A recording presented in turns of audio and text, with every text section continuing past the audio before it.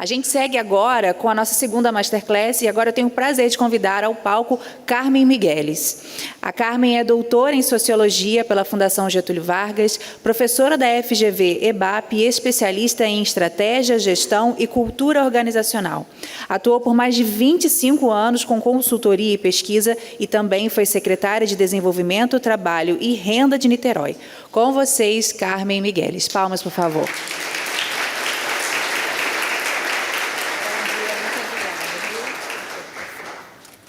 Essa água de trás, você pode beber, se você precisar. Vou precisar. Bom dia ainda, pessoal. De novo, muito obrigada por estar aqui. Eu agradeço sempre a Firjan por essa oportunidade. Gostaria de saudar a todos nessa manhã por esse nosso encontro bacana. E obrigada, Furni, por deixar uma bola redondinha para mim aqui.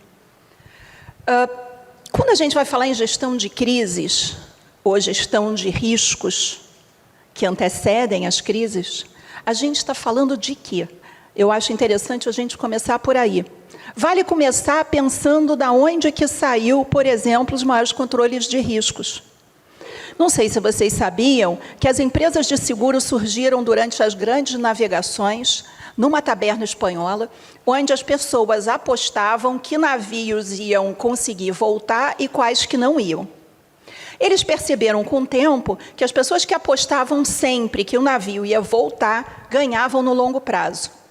E aí nascem as empresas de seguro, que estão ali para apostar que as coisas vão dar certo. E esse tem um momento interessante na virada da mentalidade empresarial no mundo, que é a transformação do perigo em risco. E eu acho que aqui entra uma questão importante. Perigo é tudo que pode acontecer e que a gente não consegue prever ou antever. Naquela época que não se tinha certeza de que a Terra era redonda, quer dizer, hoje também não pode se discutir isso, as grandes navegações podiam levar à queda de uma cachoeira. Como é que a gente pode pensar na gestão, na preparação para as crises? Nós precisamos, então, olhar para tudo aquilo que pode dar errado e tentar criar um plano de mitigação. A boa notícia disso tudo é que, se nós fazemos uma boa gestão de riscos, nós fazemos uma boa gestão de conhecimento, nós geramos aprimoramento contínuo nas organizações, e isso tem impacto positivo na lucratividade e na produtividade. Vamos falar um pouco sobre isso? Eu fui para o Japão em 1985, é claro que eu era um bebê prodígio, fazer o meu mestrado. Naquela época, todo mundo estava preocupado com o impacto da cultura na performance econômica. O Japão, que era um país bastante pobre durante todo o século XIX, dá uma grande virada e consegue entregar resultados de tal maneira que a década de 80 foi considerada a década perdida da indústria norte-americana. E todo mundo estava tentando entender por quê. Fiz lá meu doutorado depois naquilo, sempre trabalhando essa relação entre cultura, gestão de risco, produtividade, competitividade e inovação. Esses fatores eles estão atrelados na gestão. E eu queria conversar com vocês um pouquinho sobre isso, porque fazendo uma coisa, a gente tem impacto positivo sobre várias outras. Então, vamos aqui olhar para essa jornada de gestão de riscos. A primeira parte é a prevenção, e a gente fala muito sobre a importância do aumento da resiliência organizacional, o aumento da resiliência dos sistemas complexos, e hoje a ONU lançou, na verdade já tem 8 anos, né, o protocolo de Sendai, que é um protocolo de aumento de resiliência. Então, como é que eu aumento a capacidade da minha organização de receber impactos e se defender disso? Aumentando a minha velocidade de recuperação e conseguindo reduzir as perdas. Quando a gente está falando de riscos, essa é a questão que está na mesa, o aumento da resiliência. Então, como é que a gente pode pensar essa cultura de prevenção? A primeira etapa, interessante para a gente saber, é onde a gente pode estar tropeçando. E aí entra uma questão curiosa para a gente, que é a questão da cultura. A gente não enxerga os maiores fatores que podem estar por trás dos riscos. E eu vou falar um pouco disso para a gente evitar um planejamento reativo ou resistente, a crença de que não vai acontecer com a gente, e conseguir colocar para rodar um programa interessante de gestão de riscos. Vamos começar falando aqui sobre acidente de trabalho, que é uma coisa que ninguém quer que aconteça. É ruim para o empregado, é ruim para o patrão, é ruim para o governo, é ruim para todo mundo. No entanto, nós temos um volume de acidentes de trabalho muito grande no Brasil. E a gente tem feito um esforço imenso. Eu trabalho com isso desde 1900, e eu não vou falar,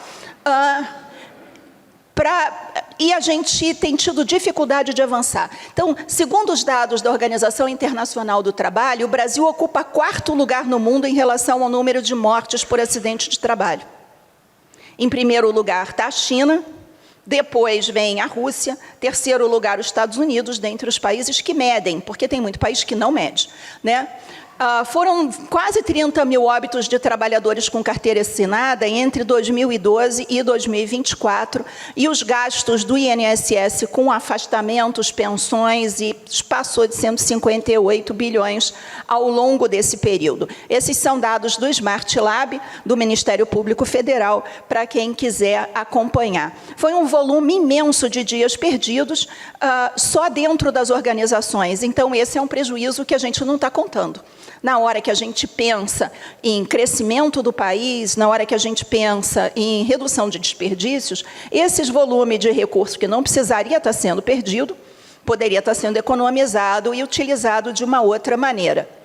Os acidentes de trânsito, por exemplo, no Brasil, são a primeira causa de morte na faixa etária entre 15 e 29 anos, sendo que os homens representam 80% do total de óbitos. Meninas, sempre eles, né? Eles falam mal da gente, mas vamos tentar entender o que pode estar por trás disso para a gente avançar. Depois, se vocês quiserem, e a Fernanda pode compartilhar meus contatos, eu compartilho com vocês a evolução das pesquisas sobre esse assunto. Esse primeiro livro, chamado Criando o Hábito da Excelência, foi resultado de um trabalho que eu fiz para a Petrobras, que começou em 2001, que foi o pior ano em termos de acidente para a empresa. Em 2001, a Derno P36 teve um derramamento de óleo na Baía de Guanabara e teve um derramamento de óleo no Rio Paraná. 3 acidentes de grande impacto para a vida das pessoas e para o meio ambiente. Uma coisa curiosa é que a Petrobras tinha feito um trabalho super robusto de melhoria de processos e procedimentos para garantir uma melhor gestão de riscos. E eles se perguntavam o que faltou. Eles criaram padrão, procedimento, controles, normas, acompanhamentos, capacitaram 6 Sigma, Black Belt, Green Belt, White Belt.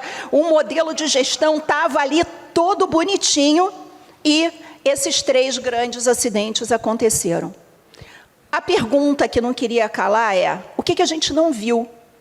Esse livro aqui descreve bastante essa diferença de como a cultura da organização, a cultura nacional e a cultura da organização dificulta que os protocolos desenvolvidos internacionalmente rodem direito aqui. O segundo livro, O Elo Perdido, em 2021, foi o aprimoramento dessa pesquisa, e aí já feito academicamente. E o último artigo, de 2024, que eu publiquei no Safety Science, é uma síntese com todas a base de dados testada dessa relação entre cultura e gestão de riscos no Brasil, que endereça esses fatores. E o que a gente descobriu? O contexto importa muito. O contexto onde nós estamos inseridos. O contexto importa para a inovação, para a qualidade, para o cuidado com o meio ambiente, as pessoas e a segurança. E o que mais importa no contexto? É a questão da confiança. Então, quando nós fizemos uma série de simulações com as medidas globais de confiança, nós conseguimos entender por que nós temos dificuldades em avançar com a produtividade e combater acidente e garantir inovação. Onde está o desafio? para variar, na liderança e na cultura, que são sempre duas faces de uma mesma moeda. Vamos dar uma olhada no que a gente pode não estar conseguindo enxergar como líderes e como nós podemos atuar sobre a nossa cultura para avançar. Eu peguei aqui o ranking de países por concessão de patentes para a gente ter uma ideia do impacto que a cultura pode causar e a confiança dentre elas, para a gente dar uma olhadinha. Vocês podem ficar tranquilos que a Fernanda vai compartilhar esse material com vocês. Então, de acordo com a Organização Mundial da Propriedade Intelectual, e hoje nós temos escritórios da OMPI aqui no Rio, São Paulo, Belo Horizonte. Então, um inventor que queira registrar uma patente não precisa perder tempo na burocracia do INPI, que é o nosso órgão nacional, pode registrar direto nos escritórios da OMPI. Em 2022, o resultado foi esse: a China em primeiro lugar, despontando na frente como a maior potência inovadora e ultrapassando os Estados Unidos com uma velocidade muito grande. Os Estados Unidos, ali ainda no rebote da pandemia, tirou dinheiro de P&D e deu uma andadinha para trás. O Japão avança, a Coreia vem avançando velozmente. Temos ali em quinto lugar a Alemanha, França, Reino Unido, Suíça, Itália, Holanda e Brasil, numa posição interessante, porque a gente ficou durante 15 anos nesse ranking na 30ª posição, a gente vê o Brasil ali na 22ª posição, na 27ª posição. Aqui tem a evolução e os pedidos de patentes que ainda não foram avaliados em 2024, e o Brasil se mantém na 27ª posição. Uma coisa curiosa nesses rankings é que a Ásia hoje tem 68,7% do total de pedidos em 2023. Então, nós estamos vendo o eixo da inovação migrar do Atlântico para o Pacífico, com um impacto significativo nas questões geopolíticas. Aqui embaixo está o link dos relatórios da OMPI. Gente, vale ler. É muito bacana esses relatórios, eles são muito bem pensados, é um aprendizado e tanto. Normalmente a gente diz que nossos problemas com inovação estão ligados a problema de educação. Se a gente pergunta por que o Brasil inova pouco, que é problema de educação. Vamos dar uma olhada nesses números para ver se isso é verdade. E vamos pensar aqui com Roberto Campos. Roberto Campos dizia: gente, cuidado com a estatística, porque a estatística é que nem biquíni, mostra tudo menos o essencial. Então, o que ele dizia naquela época? Nós precisamos ter capacidade de olhar para dados absolutos, números absolutos, porque quando nós olhamos para as estatísticas brasileiras de educação, nós estamos colocando os jovens das famílias de alta renda de São Paulo, Rio de Janeiro e outras escolas no mesmo bolo que o filho do ribeirinho do Rio Amazonas ou do camponês da Caatinga. Então, a nossa média cai muito. Mas, quando nós olhamos em números absolutos, nós vemos que educação não é um problema dessa magnitude.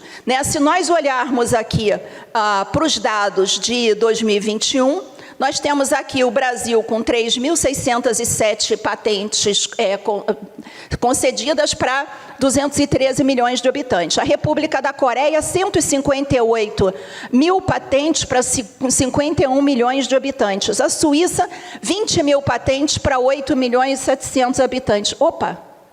De acordo com o Censo de Educação Superior do Brasil, nós tínhamos 8.383.000 alunos cursando graduação em 2022. Nós tínhamos quase a população inteira da Suíça, com um velhinho que está aposentado, com criança que está na escola, com um deficiente, com pessoas que fazem outro tipo de trabalho. Nós tínhamos, só cursando graduação no Brasil, esse número. De acordo com o CAPES CNPq, nós tínhamos 1.270 doutores e 1.279 mestres, com um crescimento de 271% de titulação entre 2001 e 2021. Só em 2029 nós tivemos 24, quase 25 mil doutores titulados no Brasil. Muita gente diz: nossos mestrados e doutorados são ruins. Não é verdade. Eu fui assessora para assuntos de ciência e tecnologia no Brasil, no Japão, desculpa, durante os 13 anos que eu fiquei lá pesquisando, e uma das minhas metas era repatriar talento. Não consegui repatriar um. Por quê? Porque há uma campanha por cérebros no mundo e todo mundo que terminava um mestrado, um doutorado no Japão era assediado por empresas para ir para lá.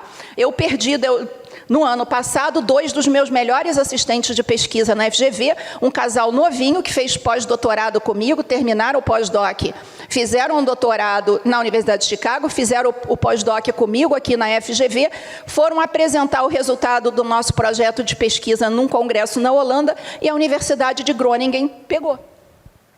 O Brasil é o maior exportador de cérebros do mundo. Por quê?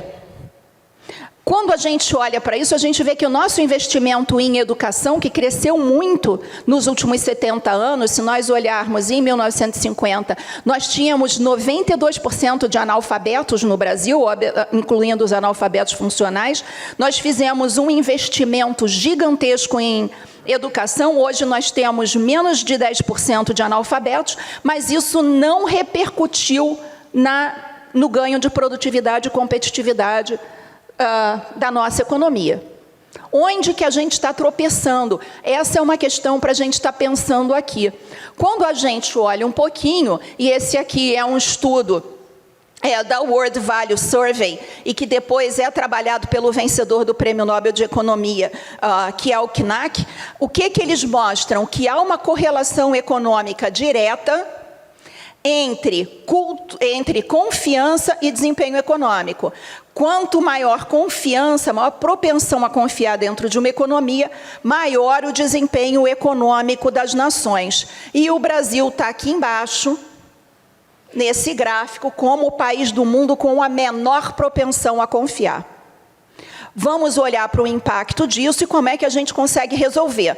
Porque cultura a gente muda com liderança. E aqui é um bom palco para a gente pensar em como é que a gente avança com isso. Para dar uma olhadinha rápida em como é que a cultura impacta nos nossos resultados, vamos olhar para essas pirâmides. Aqui é a pirâmide de mortalidade no Brasil por sexo. Então, o que a gente vê? Nasce um pouquinho mais de homem do que mulher no Brasil, ali 0,1% a mais de homens. Normalmente, nos outros países do mundo, esse número se equipara em torno de 40 anos, que a gente tem uma sobrevida masculina maior. No Brasil, aqui, a gente vê que esse número se equipara entre 20 e 24 anos. Nós melhoramos um pouquinho. Ali, no último censo de 2020, a gente já subiu um quadradinho, mas a gente tem uma mortalidade masculina de homens jovens e saudáveis capazes de entrar no mercado de trabalho muito grande. Pergunta que não quer calar. Por quê? Por quê? Na hora que nós paramos, a gente diz, primeiro, porque a gente não fala sobre isso.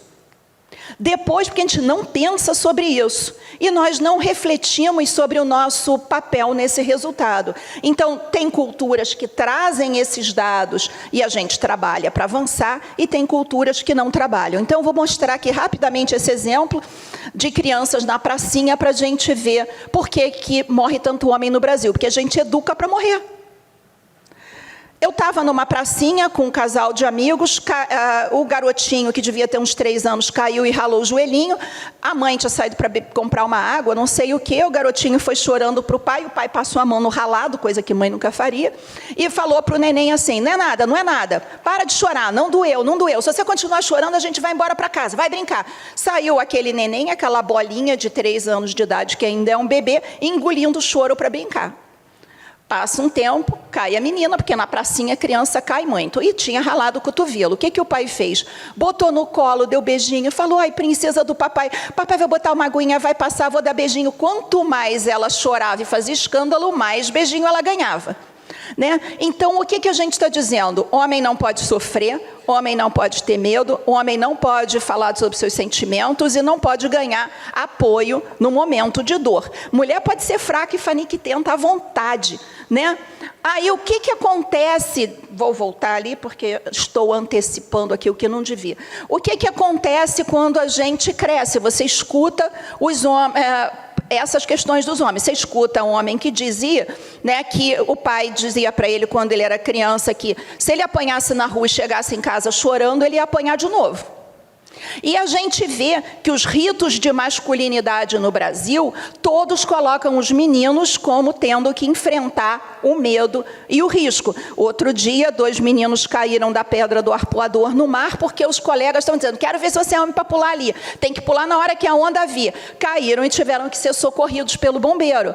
Quem é que não vê isso como riscos educacionais de como nós educamos para correr risco? Você dá um carro na mão de um menino, ele vai correr para mostrar como ele é macho, né? Como ele é bravo. Você dá um carro para a menina, ela fica limpando ali, cuidado para não estragar.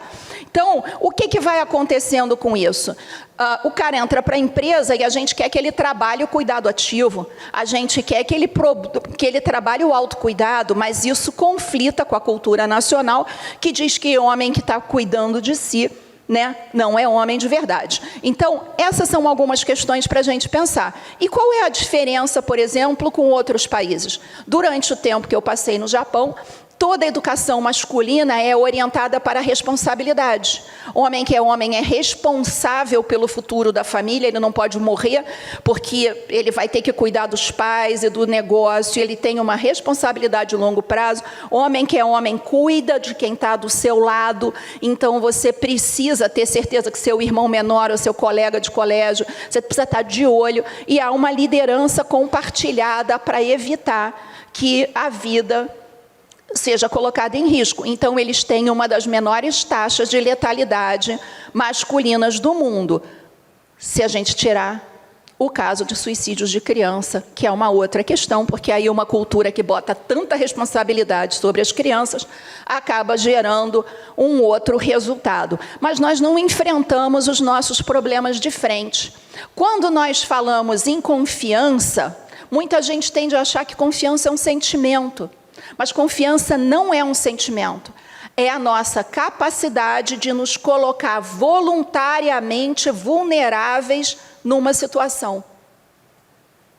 E o que isso tem a ver com gestão? É quando eu sou capaz de dizer, eu não tenho controle de todas as variáveis, eu não sei de tudo e eu preciso da ajuda de quem está embaixo para ser meus olhos e meus ouvidos em todos os lugares da organização. Então, confiança é, na verdade, o resultado de cálculos probabilísticos que nós fazemos de forma tácita ou intuitiva sobre os riscos envolvidos numa ação ou numa relação. Quando a gente diz que a gente confia, isso é o resultado da previsibilidade, eu tenho uma ideia de como o meu líder vai responder, e premeditação. Eu tenho um objetivo para ir lá falar com o meu líder e eu espero que ele me dê X ou YZ respostas.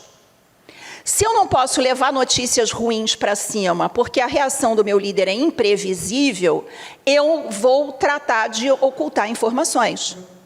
Se eu estou ocultando informações, e o conjunto das pessoas está ocultando informação, nós não temos dados para pensar estrategicamente sobre os riscos. E nós vamos criando buracos na nossa governança de riscos que podem ter um impacto significativo nas nossas operações. Eu vinha fazendo essa pesquisa, nós medimos o resultado da produtividade e da competitividade no Brasil contra os investimentos em educação, que foram muitos e não tem resultado. Quando nós medimos o resultado dos investimentos, dos gráficos de confiança sobre o resultado econômico brasileiro, nós encontramos uma correlação bastante forte. E isso está demonstrado naquele livro, O Elo Perdido. Bom, eu dizia isso, um amigo meu chegou para mim e disse assim, Carmen, olha só, que consultoria ridícula é essa?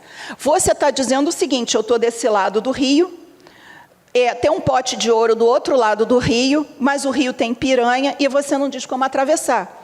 Se nós somos o país do mundo com a menor propensão a confiar, e esse ranking mede confiança em diferentes dimensões, nós somos um dos países do mundo que menos confia no governo, que menos confia nos políticos, que menos confia nas instituições, nos partidos, mas a gente menos confia nos nossos líderes empresariais, nós confiamos menos na família extensa, nós confiamos menos no nosso cônjuge. Então, o brasileiro de todos os países do mundo é o que mais acha que pode levar um chifre, né? E aí, o que acontece? Se eu não confio no meu marido, e a gente cresce nesse, ainda mais no Rio de Janeiro, né? Malandro que é malandro não quer dar uma de otário, então você já fica ali. Se ele pode me trair, elas por elas não doem, então eu fico de olho. Em qualquer hipótese, eu me defendo primeiro. Então, isso vira um mundo de profecias autorrealizáveis. Meu marido tem medo que eu traia ele e eu tenho medo que ele me traia. Então, para me defender, eu traio primeiro, porque eu não quero passar por otária. E isso, né, a cultura tem esse ciclo de profecias autorrealizáveis. Isso é mentira, gente. Eu não faço isso. Tá? É só um exemplo dessas questões. Bom, o que nós descobrimos? Que os mesmos fatores que impactam na segurança e na gestão de risco impactam na produtividade e na competitividade da economia. Quando os economistas medem a nossa produtividade e dizem a produtividade média de um funcionário brasileiro é 5 vezes menor do que a de um alemão, o que eles estão fazendo? Eles não estão olhando para o que acontece dentro da empresa. Eles olham para o volume de dinheiro que é investido na empresa e o volume de dinheiro que sai. E, com isso, eles calculam a produtividade média. Então, eles sabem que, na Alemanha, se a gente investir esse X volume de dinheiro, vai sair 5 vezes mais do que sai no Brasil. Poxa vida! Por que a gente diz que o problema está na educação? Mas, como a gente viu, não está. Vamos avançar nisso um pouco mais. O que é cultura? Normalmente, quando a gente fala sobre cultura, vem um papo cabeça danado. E dificulta muito a gestão. Mas vamos olhar para cá. Se a gente olhar para essas 4 figuras, a gente está vendo o Japão. Se a gente olhar para as 4 daqui, a gente está vendo o Brasil. Como é que pode? Como é que pode que dentro do Brasil a gente consiga se reconhecer nessas imagens? Porque cultura é um fator de coordenação.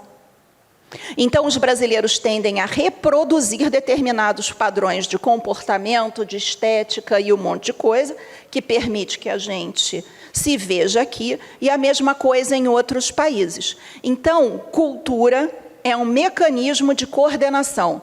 Quando a gente fala em gestão de riscos, nós estamos falando na melhoria da coordenação.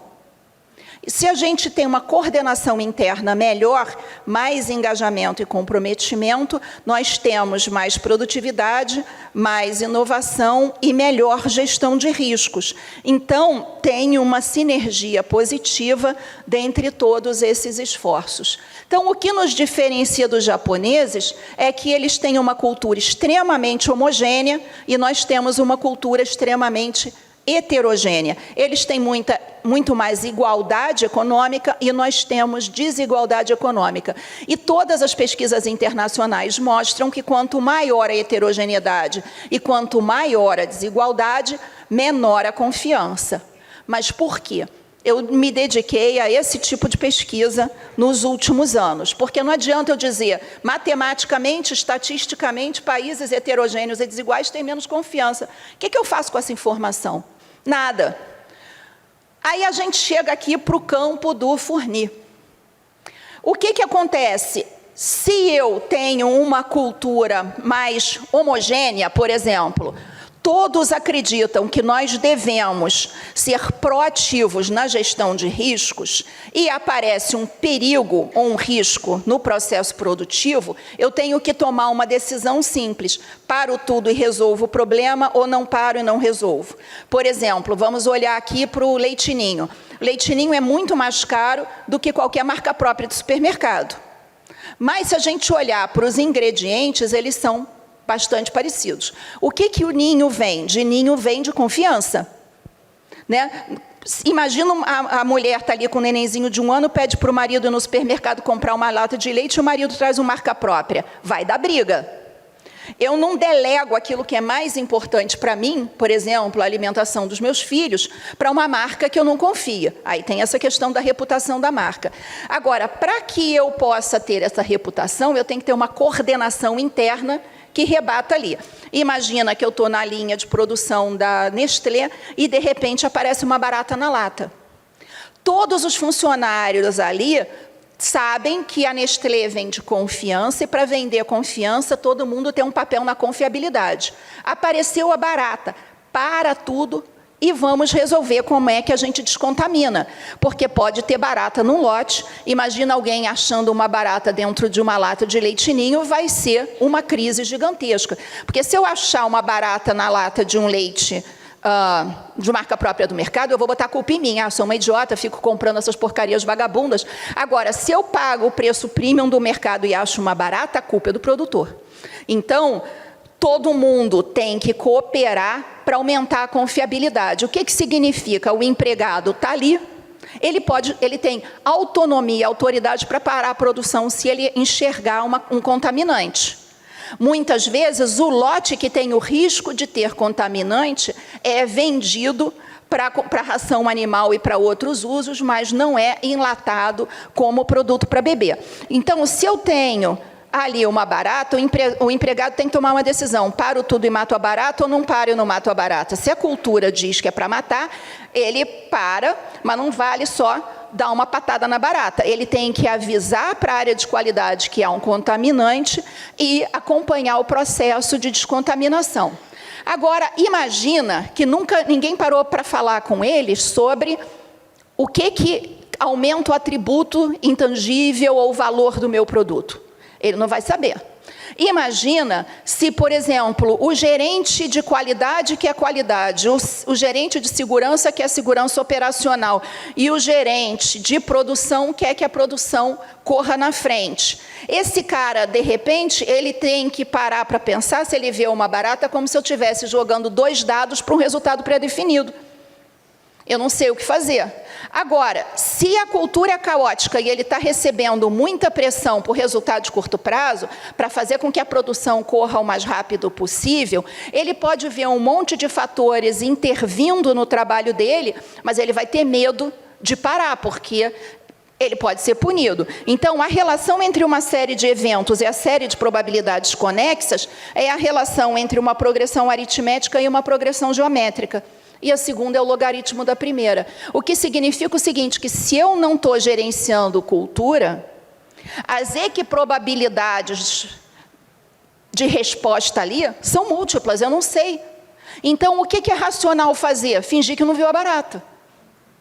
Se eu finjo que não vi a barata, eu tenho que vender o meu produto como uma commodity de menor qualidade. E aí, o dinheiro que eu botei dentro da fábrica e o lucro que saiu na ponta foi afetado por uma gestão de riscos que não foi bem compartilhada. Vocês concordam? Então, como é que a gente pode avançar na direção de uma gestão de riscos mais compartilhadas? Nós temos que entender esse papel da heterogeneidade e como é que a gente corrige. Imagina que eu estou aqui andando no campo, vejo uma vaquinha pastando e digo para o meu filho: filho, olha a vaca. Imagina que aqui tem uma mãe indiana passando pelo campo, ela vê a vaquinha pastando e diz para o filho: olha a vaca.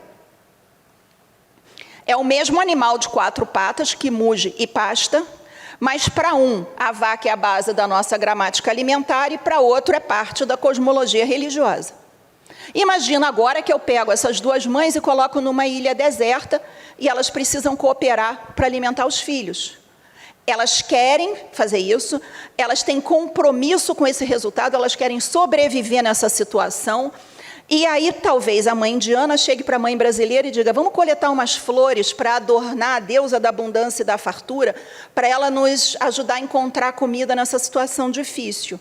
Não vai dar certo. A mãe brasileira vai olhar para ela e falou: ficou maluca? Vamos dar um jeito de matar essa vaca e fazer um churrasco antes que as crianças reclamem de fome. Então, a heterogeneidade cultural, ela impede a coordenação interna, ela dificulta. O que é liderança dentro desse contexto?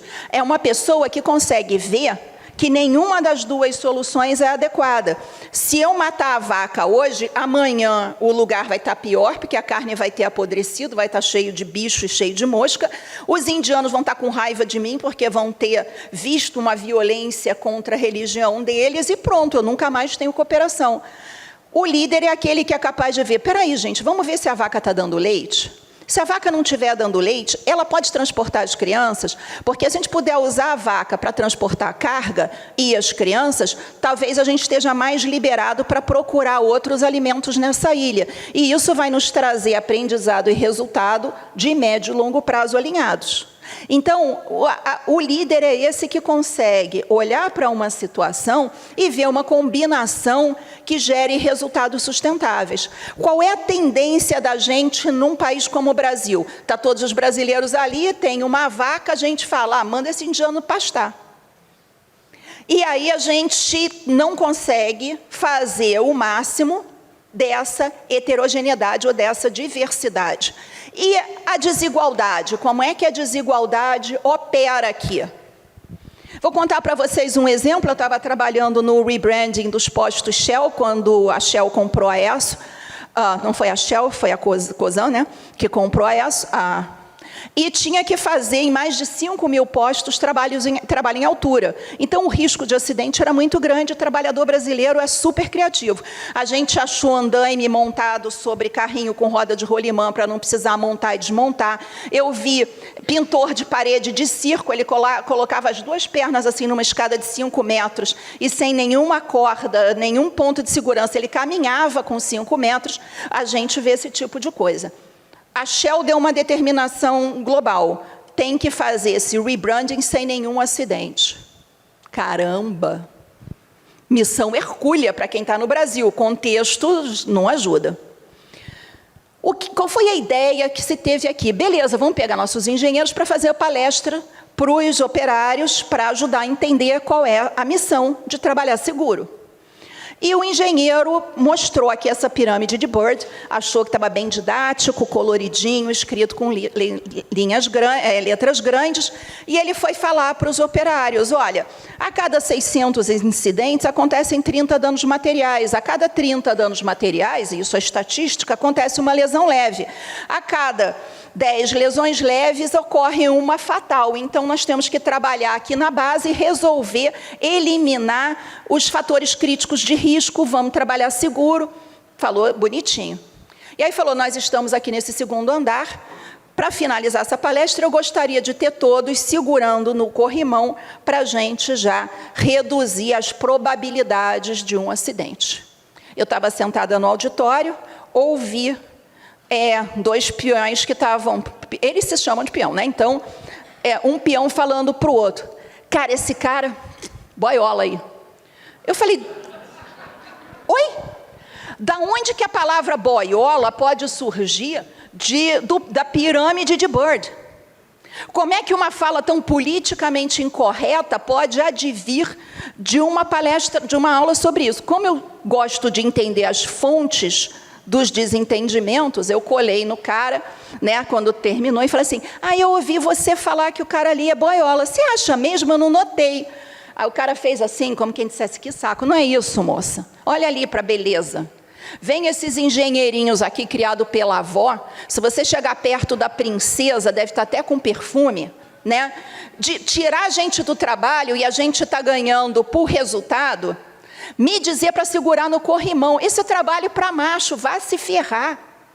O cara que nunca botou a mão na massa, vem aqui falar isso. Que foi? A princesinha está com medo de cair na escada, bater com o joelhinho, fazer dodói neném, a vovó não está aqui para dar beijinho? Fala sério. O que acontece? O engenheiro estava pensando na situação acima. O operário estava pensando na situação abaixo, em que segurar no corrimão não parece exatamente garantir a sua segurança. Mas uma outra coisa importante de perceber é que esse operário não tinha o 1º grau completo, ele não tinha terminado o fundamental, ele não tinha a menor noção de estatística. Então, se a gente olha para cá, esse problema era absolutamente impossível de ser compreendido com essa pirâmide. Então, a heterogeneidade cultural, ela causa aquela diferença vaca no Brasil, vaca na Índia, e a desigualdade causa esse tipo de questão. E a gente precisa melhorar a comunicação interna para garantir resiliência. Como é que a gente resolve esse problema?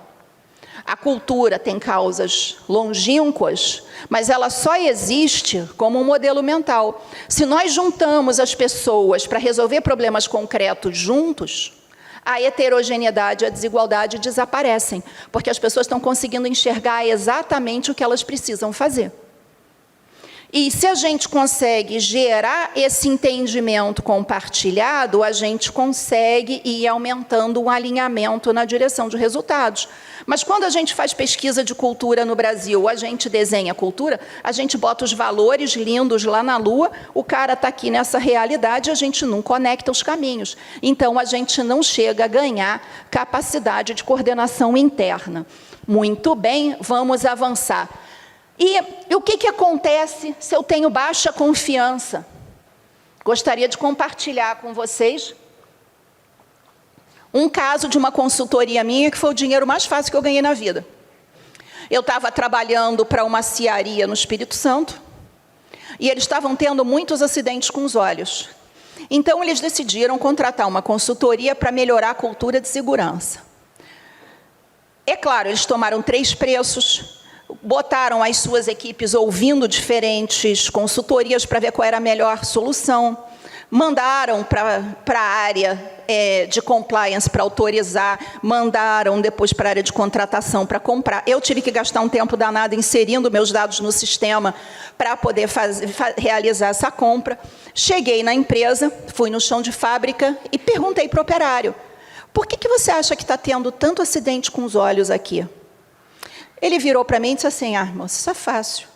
A área de compras aqui comprou um óculos russo dizendo que era a melhor relação custo-benefício, porque tem plástico ABS, tem maior durabilidade e tudo. Mas se você botar esse óculos no rosto aqui no Espírito Santo, ele embaça em segundos. Então, talvez essa porcaria funcione na Rússia, onde é frio. Aqui, não dá, não funciona.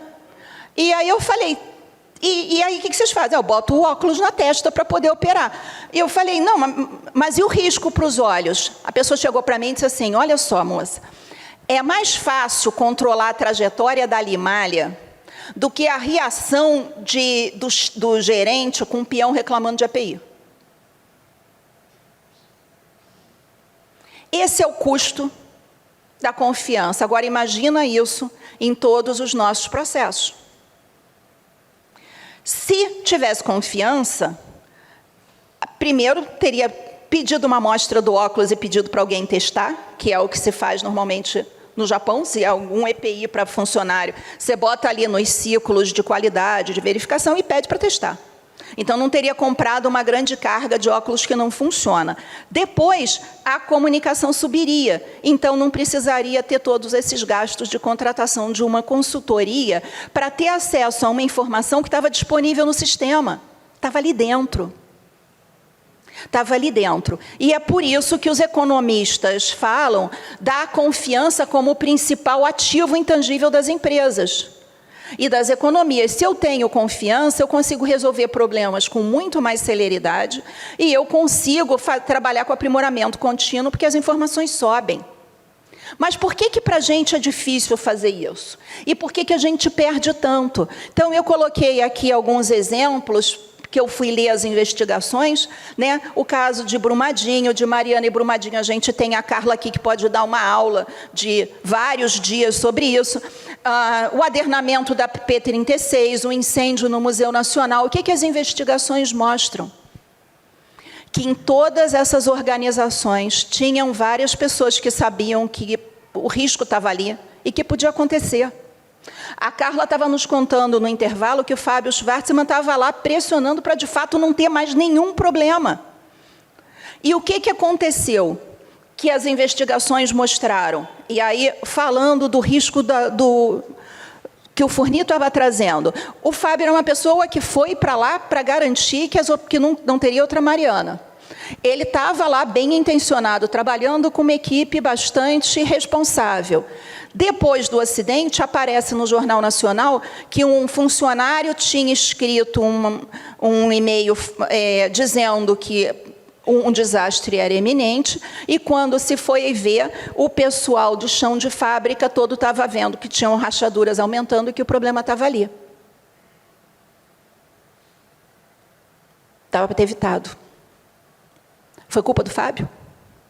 Foi culpa da Carla? Aí é que está o desafio da cultura nacional. A gente não consegue ver, e ela gera combinações que destroem a gente. Então, o que acontece? O que tinha de comum entre todos os acidentes?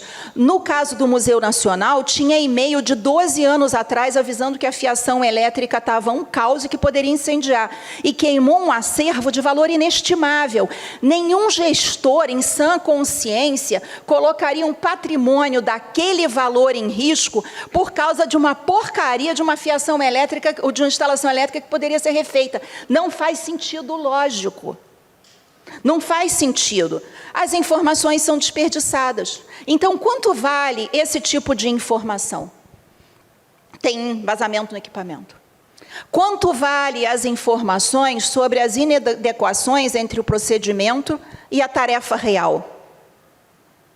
Muitas vezes, a gente tentando evitar acidente, a gente vai lá e vê quais são as atividades críticas, a gente vai lá, faz monitoramento, a gente cria procedimento, a gente cria processo, a gente cria padrão, a gente faz auditoria comportamental e o acidente acontece. Porque todos os estudos mostram que se eu não dou autonomia para o meu empregado ajustar a tarefa prescrita, que é o procedimento, à tarefa real, eu aumento muito a minha chance de acidente. Então, eu preciso confiar e, claro, gerar uma aprendizagem compartilhada sobre qual é o objetivo daquele procedimento para que o funcionário possa, inclusive, chegar e dizer, olha, se eu fizer isso, vai dar ruim. Então, o que os estudos mostram? Que quando a gente trabalha essa autonomia do funcionário para ajustar a tarefa prescrita à tarefa real e fazer um aprimoramento contínuo dos procedimentos, a gente elimina esses buracos de risco. Então, isso aqui é o que a teoria diz, né? A redução das incertezas e das imprevisibilidades demanda uma estratégia que dá voz para quem faz, construção de confiança, ajuda as pessoas a ter uma visão do conjunto, das interligações, por que é importante que você faça isso, porque vai impactar dessa forma no dela, ter momentos para fazer isso, e garantir uma aprendizagem organizacional orientada para a solução de problemas. Hoje, o que acontece? Na maior parte das empresas brasileiras, o empregado vê um problema, ele leva para cima. E aí, o que acontece com os níveis de liderança? Ficam engargalados com um volume muito grande de coisas que precisam ser aprimoradas. Esse líder não consegue dar conta de tudo que sobe. E a gente fica com um monte de bolinha quicando na área, sem ser endereçado. Tentando responder esse meu amigo que disse que eu estava vendendo um terreno na Lua, porque eu dizia que confiança era importante, eu fui procurar as organizações que têm mais confiança internas no Brasil para tentar ver como é que eles fizeram isso. Mas como é que a gente pode descobrir quem tem confiança interna? Fui para a literatura acadêmica, e a literatura acadêmica dizia o seguinte, olha, organizações que trabalham com altíssimo risco, como tropas de elite, só conseguem realizar o seu trabalho se tiver muita confiança interna. Eu falei, beleza, vou estudar o BOP. Fui lá bater na porta, né? Quase que eles disseram, professor, bala de borracha, né? Fiquei pensando, cara, como é que eu vou fazer isso? Fiquei 1 ano negociando para conseguir estudar o BOP. Estudei o BOP de 2012 até 2016 e publicamos um livro que eu posso compartilhar também, né, que é A Ponta da Lança. O BOP eram, na época, 440 homens, vindos das mesmas favelas que vêm bandidos, ou do mesmo lugar que vêm, por exemplo, os outros 8.000 policiais militares que nós temos no Brasil, e eles tinham uma imagem e uma reputação muito melhor. Quando finalmente nós conseguimos entrar no BOP para fazer a pesquisa, veio o pessoal da CORE, da Polícia Civil, veio o pessoal da COT, da Polícia Federal, dizer, pô, pode comparar com a gente? E veio o pessoal da SWAT e veio o pessoal dos Marines que estavam no Brasil fazendo benchmark com o BOP. Nós fomos passar uma dessas medidas internacionais de confiança e comparamos todas as tropas de elite quanto à propensão a confiar. E o que deu? Que embora os Marines e a SWAT venham de um país com muito maior propensão a confiar do que o Brasil, a confiança interna do BOP era muito maior do que dessas tropas. Então, de todas as tropas de elite que entraram no estudo, o BOP tinha maior confiança interna, o que prova a tese vencedora do Nobel de 2009, do Oliver Williamson, que os países só mudam a partir do nível meso. Ele diz, nenhum país muda de cima para baixo, porque quem está lá em cima ganhou o jogo que a gente não quer mais, são os campeões do jogo atual. Não muda de baixo para cima, porque é um monte de indivíduo solto. Os países mudam no nível meso, no nível intermediário das organizações, onde as pessoas cooperam de forma ordenada para trazer resultados melhores. Quando eu cheguei no BOP, eu perguntei para os soldados, em que condições vocês não entrariam numa comunidade? Eles disseram, se eu não confiar nos membros da minha equipe. Como é que eles se organizam? Eles têm uma equipe que vão 2 na frente, 2 na diagonal, 2 na lateral, 2 na diagonal traseira e 2 para trás. E cria um círculo de 360 graus perfeito, né, que impede que o cara seja surpreendido olhando para lá e dê um tiro nas costas, leve um tiro nas costas. Então, se eu tenho esse círculo, todo mundo está com a sua retaguarda garantida, e a gente foi tentar entender o que era confiança ali. É confiança no caráter, o cara não está vendido para o crime, né? E confiança na competência. Ele é um sniper que consegue acertar o tiro. Essa é uma questão importante da confiança. Confiança para quê?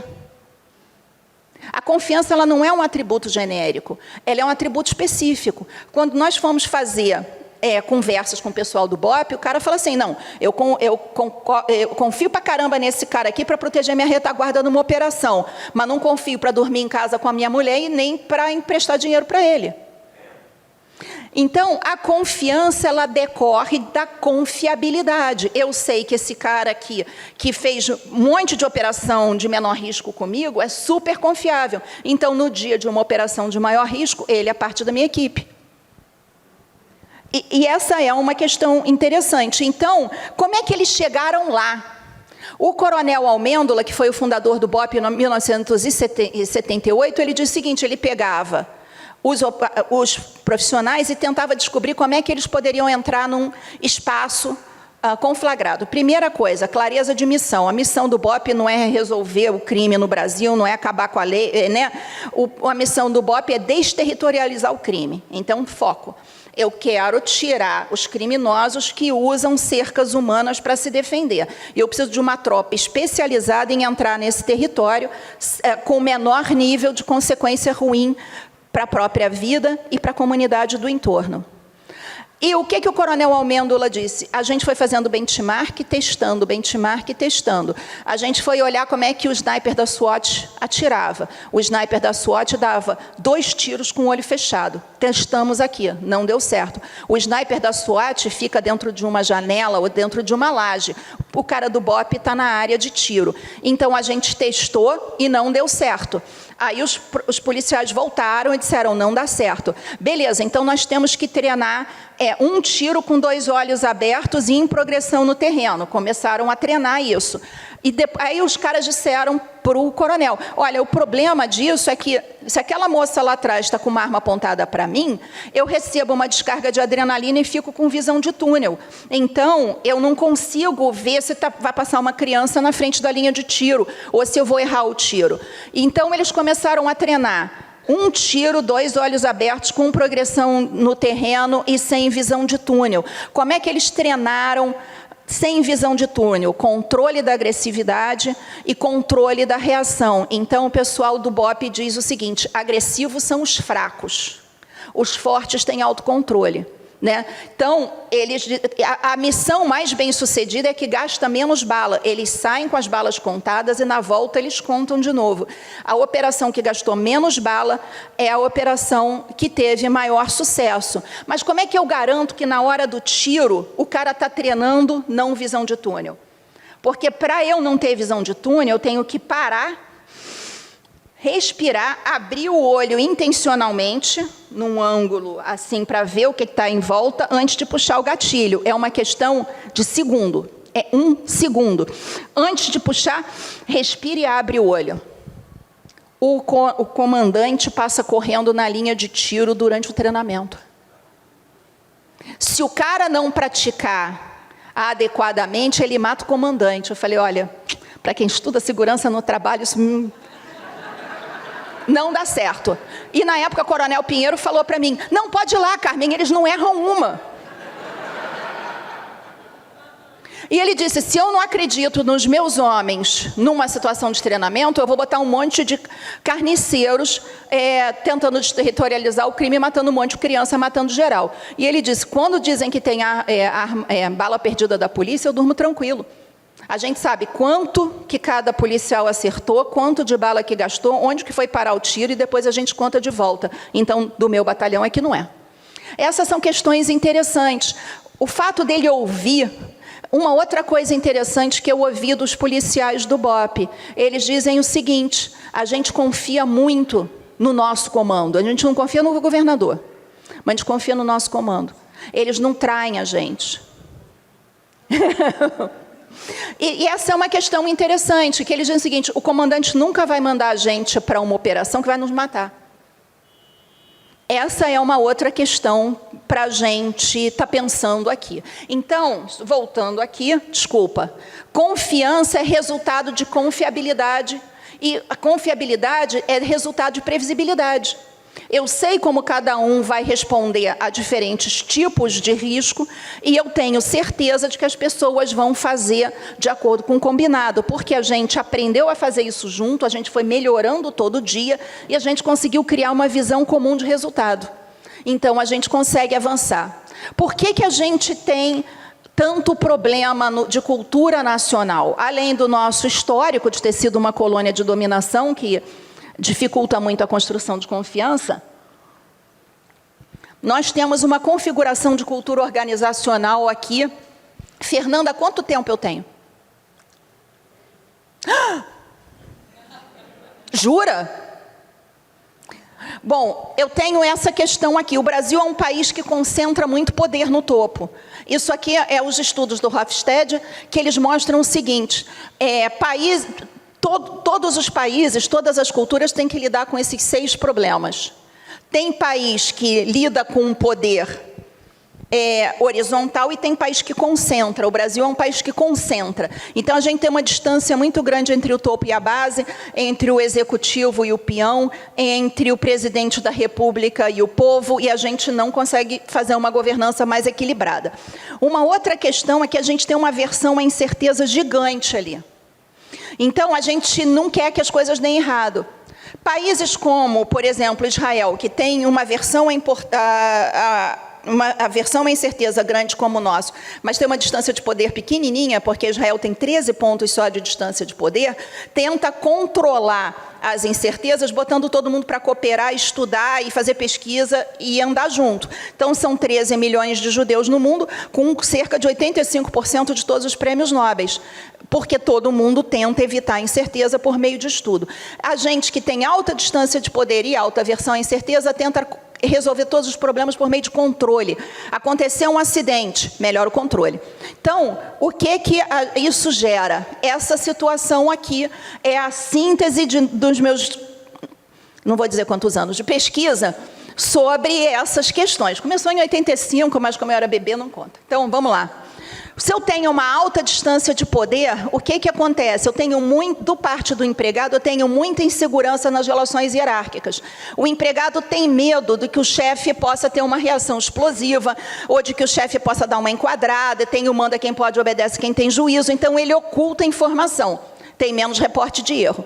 Do lado do líder, o líder olha para esse empregado e pensa, pô, esse cara é uma besta, né? Porque o cara está segurando ali as informações. Então, ele tem menos confiança e previsibilidade no resultado do trabalho daquela pessoa. O que ele faz? Ele não investe tempo, dinheiro, nem esforço para ajudar a construir esse conhecimento interno na organização. Isso gera ali o número 9, a ausência de uma arquitetura de informação adequada para ganho de capacidade de compartilhamento de informação. Menor prevenção de acidente, falta de previsibilidade, controle comportamental comportamental intensificado, foco nos problemas de curto prazo.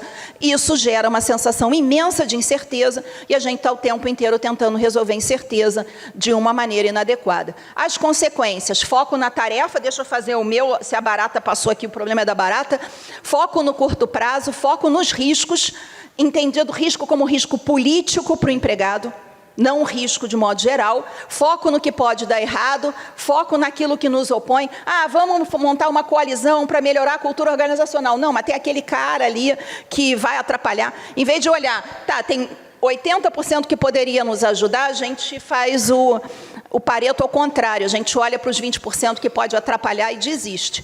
Dificuldade de resolver problemas complexos e sistêmicos, de criar coalizões orientadas para ganho para todos, dificuldade de enxergar o que pode nos apoiar, porque a gente não para ver isso, e dificuldade de acreditar. Então, cultura são entendimentos compartilhados em atos e artefatos. Se a gente não tem entendimento compartilhado e a gente aumenta controle, não existe gestão pela cultura. Então, quando a gente faz a estratégia, a gente está definindo o que a gente quer fazer. Quando a gente está falando de cultura, a gente está definindo como. E formar uma coalizão, esperar que as pessoas aprendam. Se você for dar voz para o empregado que nunca teve, vai sair um monte de coisa que você não quer ouvir.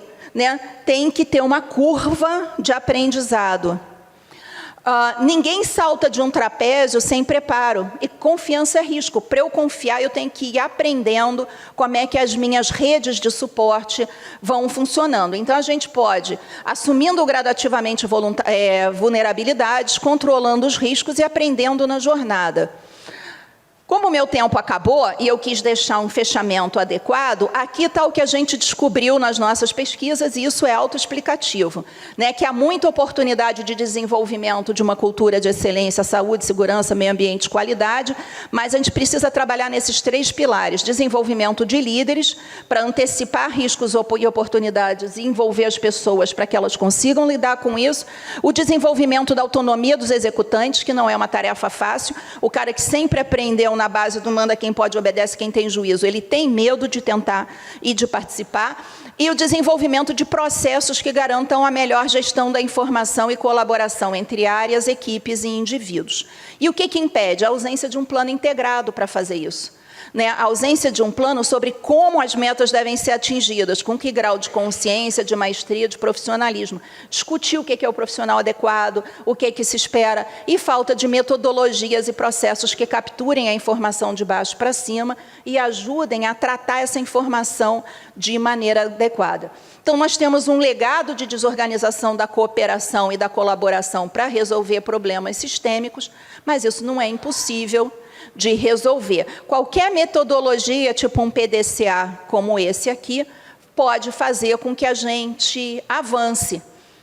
A gente tem que melhorar a comunicação interna, garantindo que a gente resolva o problema da heterogeneidade e da diversidade para garantir entendimento, e ter certeza que todo mundo sabe para onde a gente está indo, como a gente precisa chegar lá, e como é que a gente estabelece as nossas prioridades. Quando a gente tem um mundo VUCA, BANI, com um monte de wicked problems, que todos vocês já ouviram falar exaustivamente, maior é a importância de capturar a inteligência e conhecimento de toda a organização, porque é impossível quem está em cima antever ou saber de tudo que está acontecendo. Aqui está um modelinho para a gente começar a pensar em como é que a gente faz esse processo de gestão de riscos, e é um modelo que eu trabalhei junto com o pessoal do Bombeiro e do BOP para trabalhar. Na hora que a gente vai fazer gestão de riscos, é importante que a gente esclareça aqui quais são as dimensões do contexto que a gente vai enfrentar. Então, por exemplo, localização no tempo.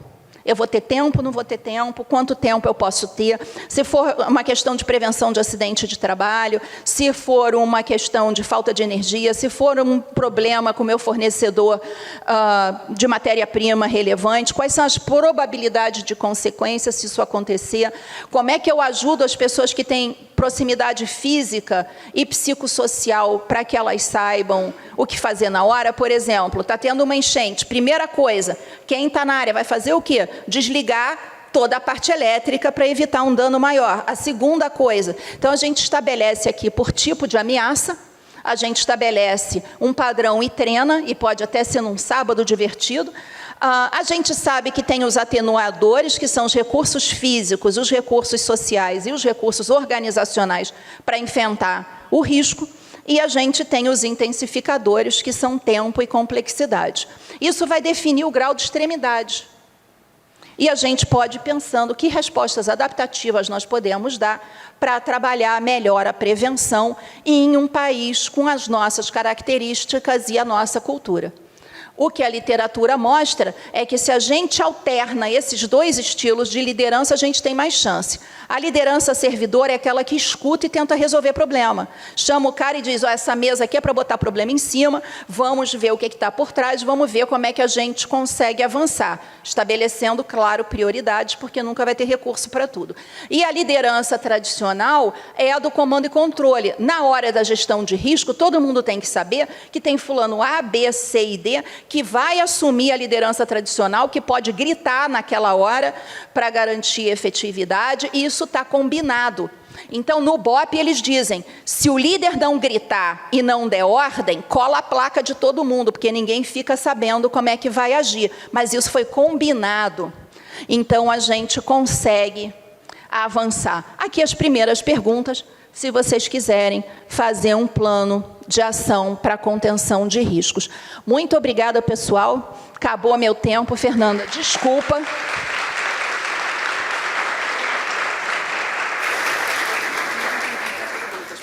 Claro. Vamos lá. Temos perguntas, pessoal? Ali, ó. Temos uma aqui, minhas amigas. Está chegando o microfone ali.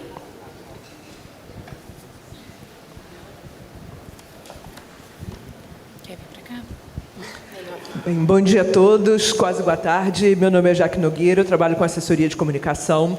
E dentro desses modelos de gestão que você colocou, como é que você enxerga a NR1?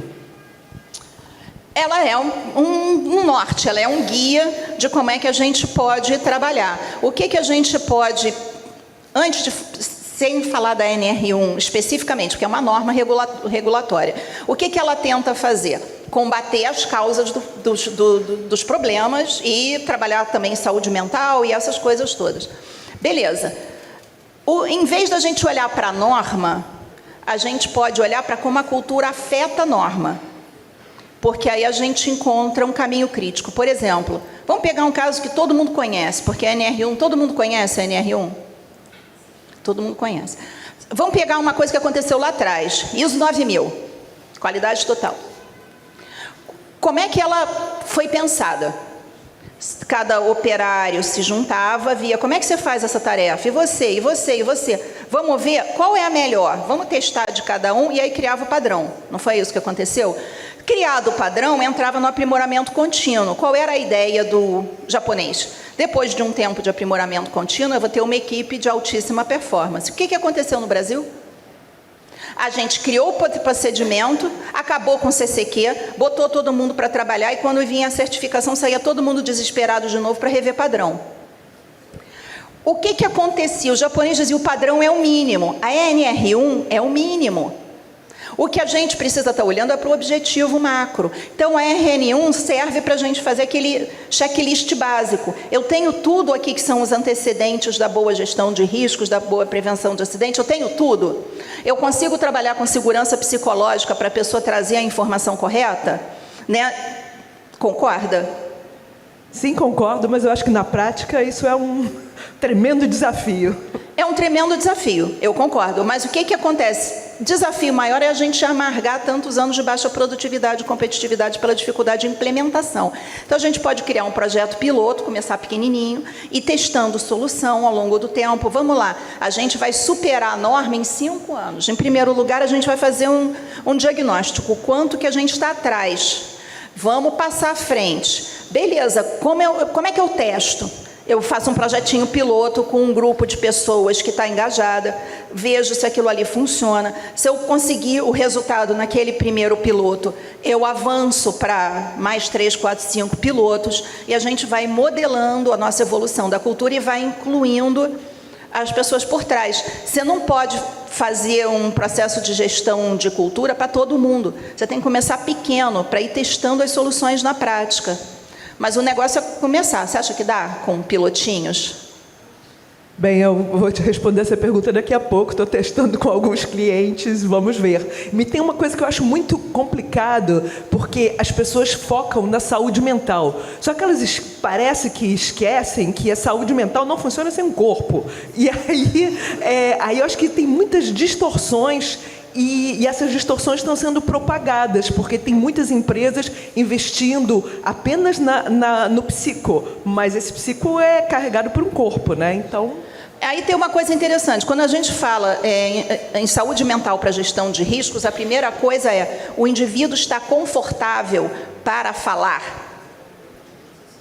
Ele tem segurança psicológica para falar, ele sabe que o chefe dele vai ouvir e não vai brigar. Porque tem gente que leva o problema para cima e o chefe diz, olha, você está pago aqui para me trazer solução e não problema, vai encher o saco de outro. Aí morreu a segurança psicológica.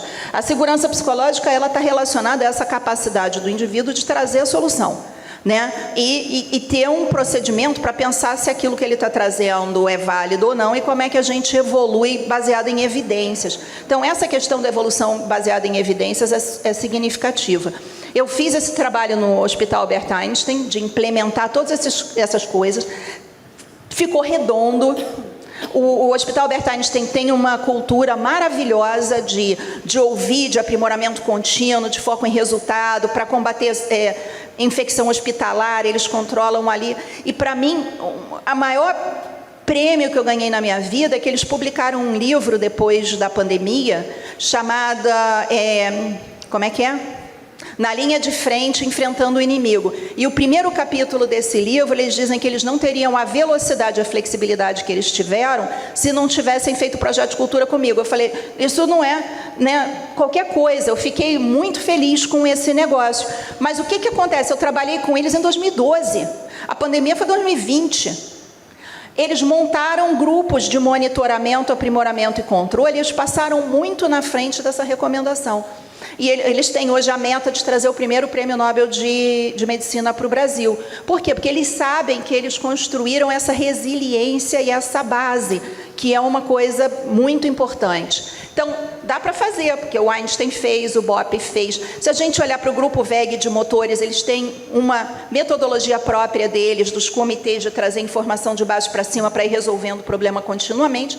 Viraram um espetáculo, né, de empresa brasileira em processo de internacionalização, porque eles conseguem ter todo mundo cooperando numa direção única. Eu acho que criar as pré-condições para isso é a NR1 na veia. O indivíduo ser ouvido, a gente tratar o problema. É claro que tem os problemas que vêm de casa. Tem aquela metodologia dos broches, que para isso também funciona muito bem.